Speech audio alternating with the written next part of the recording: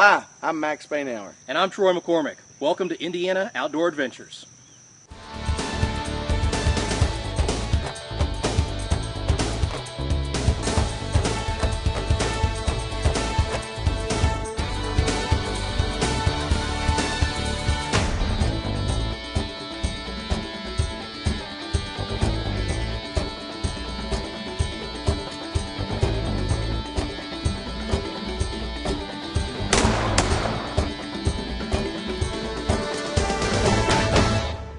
Welcome to Indiana Outdoor Adventures.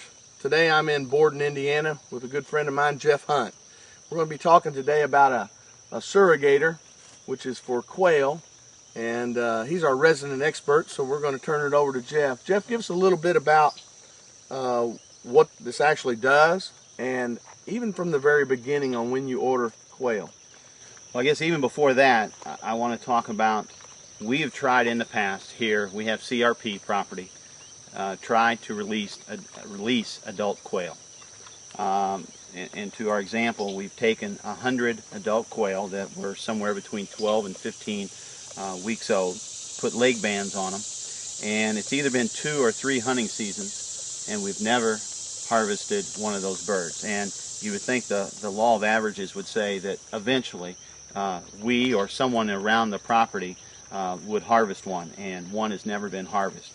And what we have found from that in the research, and if you do some research on the internet, that a quail, when it is kept in captivity past 5 weeks, starts losing all of its instincts on how to survive, because we're providing for them food and water and shelter, and so those instincts that they would naturally have start waning.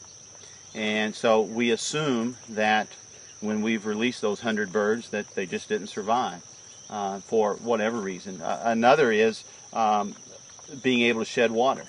A quail has some natural oils in them that help repel water. Well, if they're inside shelter for a number of weeks, they lose that. And so when they come out, then a rainstorm might kill them. Almost drown them or expose them enough to where they have like a hypothermia that they end up dying from exposure. Right. Because they're so used to being in. And it's funny that you say that, because when you talk about the state, they used to have some release programs, the state of Indiana, for quail. And they realized that a high percentage was not surviving. It's great that you all already kind of did your own little test before. You didn't just go by what somebody else said. You just did it yourself, and right. Now you're moving on. Right.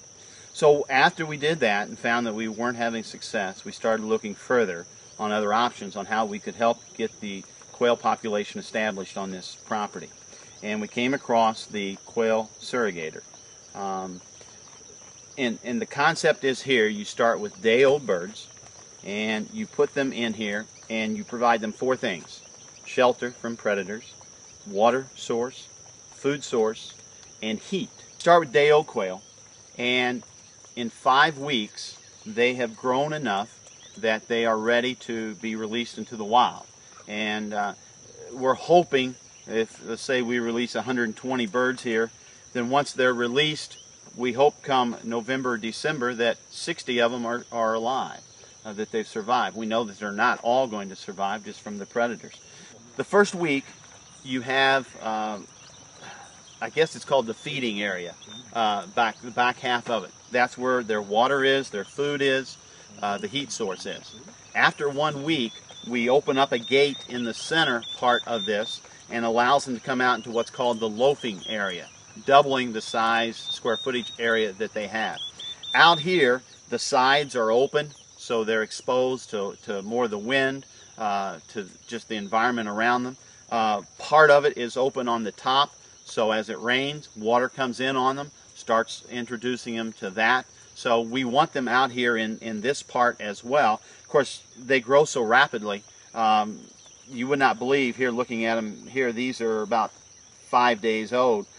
At 5 weeks, the size of what these birds are going to be is just a great difference. Let's say that one of our viewers is like seeing this show, and he's like, man, I tell you what, honey, this is what I'd like to do. Mm-hmm.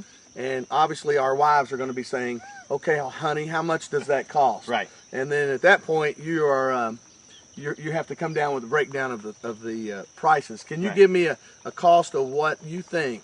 And we're talking about from propane to water to the machine itself to even the purchase of them. Okay. The surrogator itself costs right around $2,400. They run sales at different times where you can get free shipping and things of that sort, but basically $2,500 to have the surrogator. But if we say we're going to use that for several years, we explain to our wives that it's only $500 a year that it costs. We're breaking it down, honey. That's right. Now we bought 125 quail. The birds I think cost us 75 cents each. The shipping part of it was like $32, $33, $34. So we have $135 in raising of the birds. You have a large propane tank that costs you $25 to $30 to get that filled. And you will use that probably once each group that you use. So one tank per 125 birds, right. Or whatever. The feed costs about $14, $15 at your local feed store. Get the highest protein that's available. They have a wild bird game starter that I think is at 28% protein. So we're talking, what, $20, $22 for that. And so probably it costs about $200 or so to raise 125 birds, which then we release that, and we said we hope half of them get available. So maybe we shouldn't tell her that. That's right. Maybe we shouldn't. Let's touch base on something here for our viewers, because some people don't, they can't wrap their mind around this. You're all avid bird hunters, and when I say you all, I'm talking about you and John Graham, who are together in this, the guys that I've talked to about this, along with other people that hunt up here on the property. Some people don't understand how a person can raise these from little bitty babies, stockpile them back into the wild, and for what they would think is for their hunting.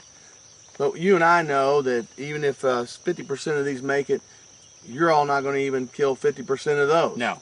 So touch base a little bit on what it gives for you as a hunter and an outdoorsman to be able to give back to the habitat and the environment. Well, first of all, when we say hunting, yes, we hunt and we eat what we get, but we're really not after it for that.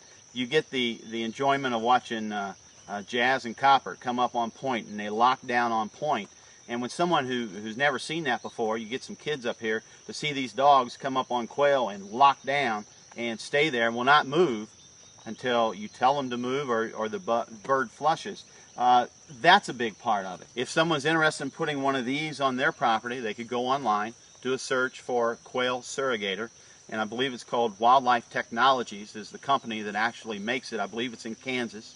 And you can see a video there and lots of information about the particular product and how it can be shipped to you. Well, Jeff, I want to thank you for inviting Troy and I up here to see everything that goes with the surrogator, CRP. And Troy and I are looking very much forward to being able to come back in the fall and trying to hunt some of these quail. Okay. So from both of us and from our viewers of Indiana Outdoor Adventures, we thank you very much. Thank you. High-Tech Firearms and Training is your southern Indiana source for all of your hunting and shooting supplies and firearms. We have a fully stocked selection of handguns, rifles, shotguns, knives, ammunition, bows, and archery supplies. Firearm training and personal protection classes are offered by NRA certified instructors in our in-house training center. Remember, shoot often and carry safely. High-Tech Firearms and Training is conveniently located in Sellersburg, Indiana. Hillbilly Custom Game Calls, offering the finest and precision-made diaphragm mouth calls for wild turkey hunting. Each call is handmade and gauge-stretched for exact tension each and every time. Select from double and triple reed calls like you've never heard before. We also have an assortment of handmade wood box calls, glass and slate-top pot calls, and predator calls that will make us your source for all of your custom game call needs. Look for us online at www.hillbillygamecalls.com.